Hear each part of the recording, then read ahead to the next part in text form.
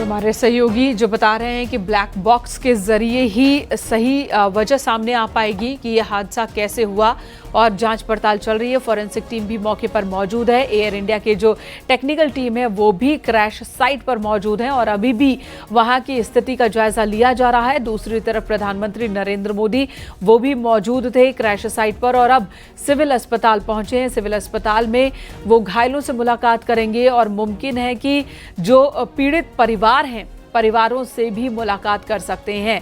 इस वक्त वो तमाम परिवार के लोग मौजूद हैं अस्पताल में ही जिनके ब्लड सैंपल लिए जाएंगे। नरेंद्र मोदी जरूर बातचीत करेंगे और उनसे जानेंगे उनके हालचाल कैसे हैं। लेकिन रूबिका, आपको एक अपडेट देना चाहूँगा कि जिस तरीके से जो लोन सर्वाइवर है उसने साफ तौर पर कहा कि जो फ्लाइट जब टेक ऑफ हो रहे थे सिर्फ 30 सेकेंड में ही सब कुछ हो चुका था।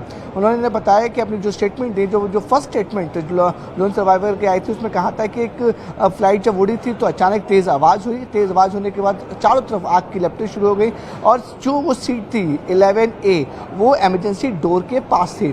तो उन्होंने तुरंत तरीके से जब लगा कि वो जैसी फ्लाइट नीचे की तरफ गिर रही है तो लोन सर्वाइवर ने अपना इमरजेंसी डोर ओपन किया और इमरजेंसी डोर ओपन करने के बाद तुरंत वो फ्लाइट से कूद गए थे। देखिए, जब भी कोई, अगर लेमन की भाषा में समझा जाए कि जब भी कोई पैसेंजर एयरक्राफ्ट में सफर करता है तो केबिन क्रू जो होते हैं वो बाकायदा जो इमरजेंसी डोर होती है बाकायदा पर्सनली उस जाके पैसेंजर को समझाती है कि इन केस ऑफ इमरजेंसी अगर कुछ इमरजेंसी हो जाती है या प्लेन में आग लग जाती है या प्लेन को पानी में उतरना पड़ता है तो किस तरह से दरवाजा खोला जाए ताकि वो अपने और दूसरों की जान बच सके। तो उसका इस्तेमाल जो लोन पैसेंजर्स है जो सर्वाइव हैं उन्होंने उसका इस्तेमाल किया, इमरजेंसी डोर ओपन किया। इमरजेंसी डोर ओपन करने के बाद तुरंत बाहर आ गए। अब आप समझ सकते हैं कि 1 लाख लीटर से ज़्यादा जेट फ्यूल जो हाईली इनफ्लेमेबल फ्यूल होता है एविएशन इंडस्ट्री में, वो अगर 1 लाख लीटर एक साथ जले तो आप विजुअल में भी देख सकते हैं। जो CCTV फुटेज अहमदाबाद एयरपोर्ट पे है और जो मोबाइल फुटेज हैं, जैसे ही प्लेन क्रैश हुआ है एक धुएं का गुबार होता है, बड़ा सा धमाका होता है जिसमें फ्रैक्शन ऑफ सेकंड में ही सब कुछ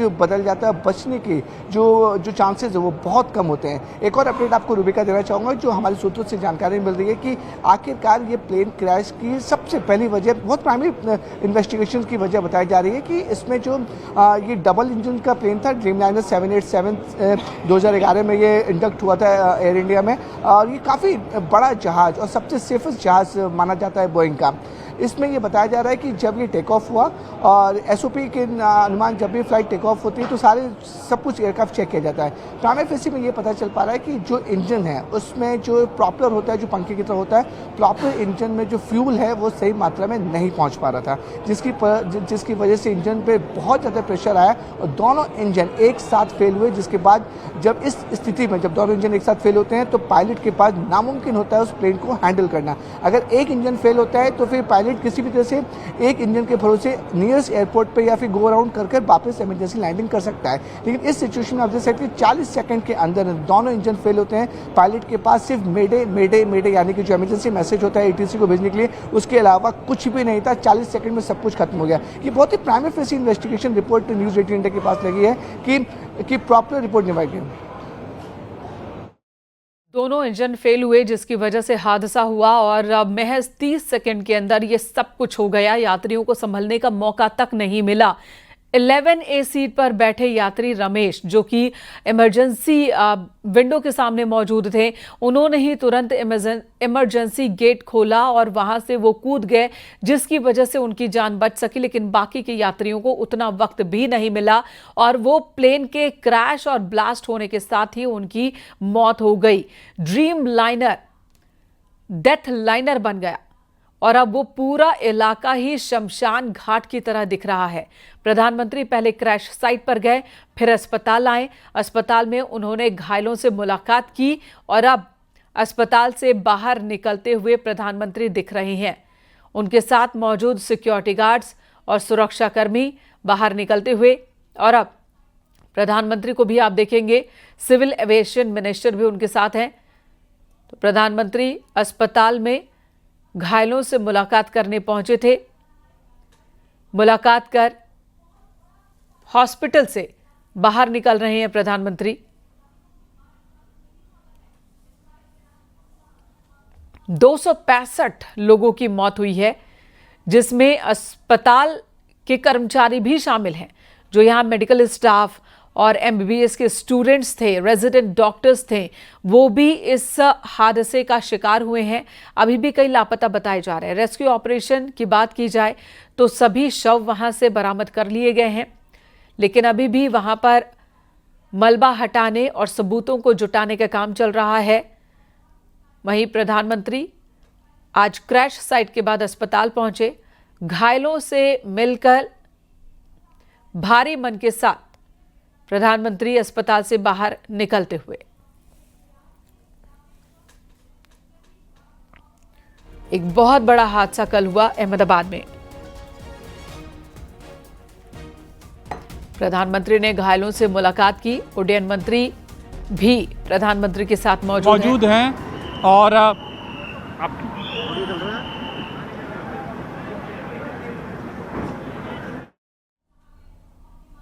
तो अहमदाबाद सिविल अस्पताल से प्रधानमंत्री बाहर आ चुके हैं। इस वक्त घायलों से मुलाकात कर डॉक्टरों से जानकारी लेकर उनके स्वास्थ्य के बारे में हॉस्पिटल से बाहर आए प्रधानमंत्री।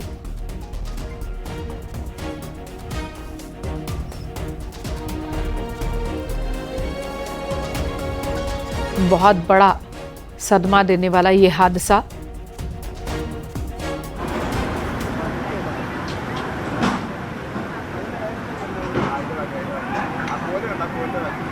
टेक ऑफ के साथ ही हादसे का शिकार हो गया।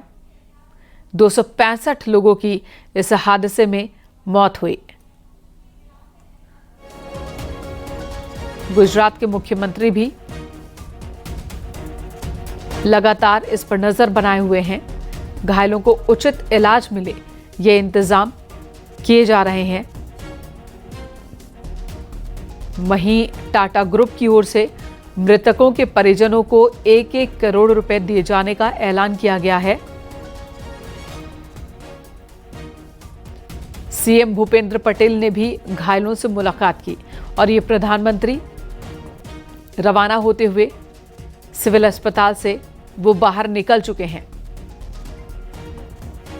वो नरेंद्र मोदी जब भी जो नजर आते हैं, खासकर जब अपने गृह राज्य में होते हैं, यहाँ उन्होंने घायलों से मुलाकात की, स्टाफ से मुलाकात की, इसके अलावा अन्य लोगों से मुलाकात की। बहुत अहम है। देखिए, जैसा कि आप भी कह रही थी रूबिका की, खुद पीएम मोदी जब तत्कालीन सीएम यहाँ पर हुआ करते थे, सिटी हॉस्पिटल, सिविल हॉस्पिटल की जो इंफ्रास्ट्रक्चर फैसिलिटीज़ है, उन्होंने खुद इसका विकास किया था। और आज जब यह अपने टेस्ट पर है तो आज उनको अहम निर्देश यहाँ बतौर पीएम रहते हुए आए हैं। इतने बड़े हादसे के बाद तो कैसे घायलों को तुरंत मदद पहुँचाई जाए, कैसे इलाज उनको मिले और कैसे शवों की शिनाख्त हो सके, इस बाबत महत्वपूर्ण निर्देश दिए। आधे घंटे तक पीएम इसी अस्पताल परिसर में यहाँ पर मौजूद थे और उन्होंने संवाद किया स्टाफ से, मरीजों से और लोगों से। तो ये बेहद अहम यहाँ पर ये तस्वीरें हैं। और जो आप एक बात और जिक्र कर रही थी कि एक शालीन ढंग से बिना किसी